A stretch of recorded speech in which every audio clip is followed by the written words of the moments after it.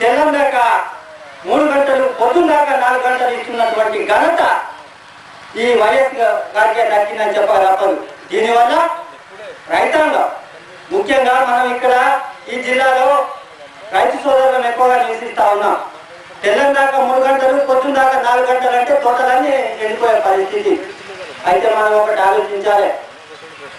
ఏదైతే ఎవరి పేరు చెప్పైతే ఈయన అధికారంలోకి వచ్చిందో, ఎవరి పేరు చెప్పైతే ఈయన అధికారంలో కొనసాగుతా ఉన్నాడో, జలయజ్ఞం పేరిట ధనయజ్ఞానికి ఈయన పాల్పడతా ఉన్నాడో, దీన్ని మనమంతా కూడా, మన పార్టీ శ్రేణులంతా కూడా ఖండించవలసినటువంటి ఆవశ్యకత ఆవశ్యం ఉంది.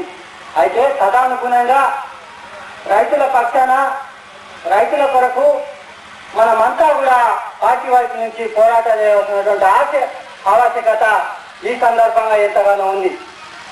పత్తి పంటకు గిట్టుబాటుల కోసం అయితేనేమి, రైతాంగం ఎదుర్కొంటున్నటువంటి నకిలీ విత్తనాల సమస్య మీదనైతేనేమి, అట్లాగే రాష్ట్ర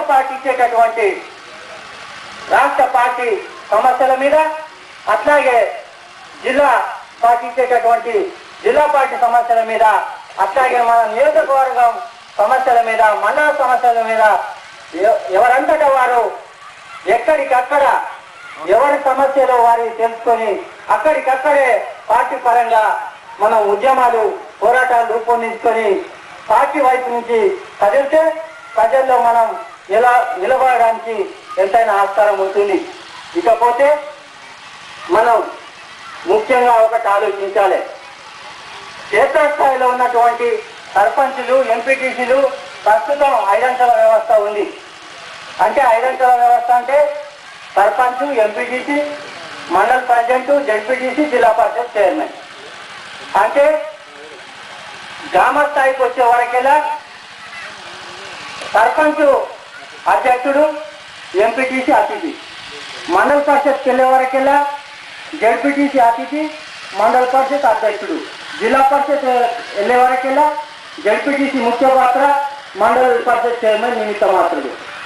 అంటే ఈ 5 అంచెల విధానం వల్ల అంతో ఇంతో అధికార వికేంద్రీకరణ స్ఫూర్తితో, జన్మభూమి స్ఫూర్తితో గ్రామ సభలు ఏర్పాటు చేస్తూ SGR నిధులు ఒక్క నిధిని కూడా ముట్టుకున్నటువంటి ఘనత మన చంద్రబాబు నాయుడు గారికి దక్కితే, ఈయన స్థానిక సంస్థలకు అధికారం ఇస్తామని చెప్తూ అధికారంలోకి రాకముందు ఈ స్థానిక సంస్థలను వీరంతా కూడా, తెలుగుదేశం పార్టీ నాయకులంతా కూడా, ఈ ప్రభుత్వం అంతా కూడా నిర్వీర్యం చేసిందని చెప్తూ ఆయన అధికారంలోకి వచ్చిన తర్వాత అంతో ఇంతో గ్రామ పంచాయతీలకు, మండల పరిషత్తులకు, జిల్లా పరిషత్లకు వచ్చేటటువంటి SGR నిధులను తీసుకొని ఈజీఎస్కు పెట్టి సర్పంచుని, ఎంపీటీసీని, ఎంపీపీని, జడ్పీటీసీని, జిల్లా పరిషత్ చైర్మన్ని ఉత్త చేతులతో ఉంచినటువంటి ఘనత ఈ ప్రభుత్వ నేతకు దక్కిందని చెప్పడంలో ఆశ్చర్యం లేదు.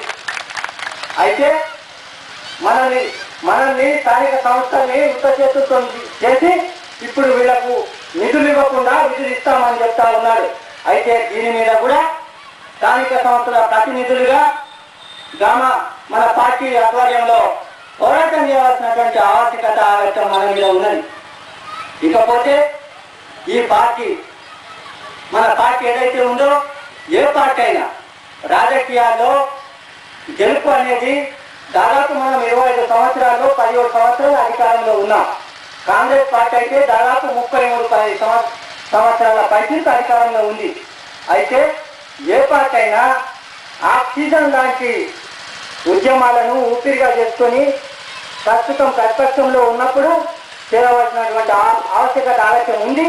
అయితే ప్రతి వారు ఏమనుకుంటారంటే, చిన్న కార్యకర్త స్థాయి నుంచి పెద్ద స్థాయిలో ఉన్న నాయకుల వరకు అధికారమే ఒక పరమావధి, అధికారంలోకి రావడం అనేది ముఖ్యమని అనుకుంటారు.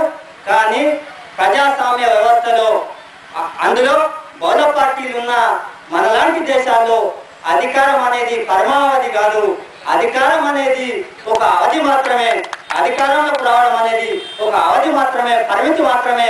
అధికారంలోకి రాకుండా ప్రజల్లో భాగస్వామ్యం కావడం, ప్రజలతో మమేకం కావడం, ప్రజల్లో ఒక మనిషిగా గుర్తుండిపోవడం, ప్రజల్లో ఒక పార్టీగా చిరకాలం శాశ్వతంగా ఉండిపోవడం అనేది శాశ్వతం. కాబట్టి దాని వైపు నుంచి పార్టీ శ్రేణులు కదిలి స్థాయి నుంచి అట్టడుగు స్థాయి నుంచి పార్టీ పునాదులైనటువంటి మీరు ఉద్యమాల్లో కానీ పార్టీ ఇచ్చే పిలుపుల్లో కానీ పార్టీ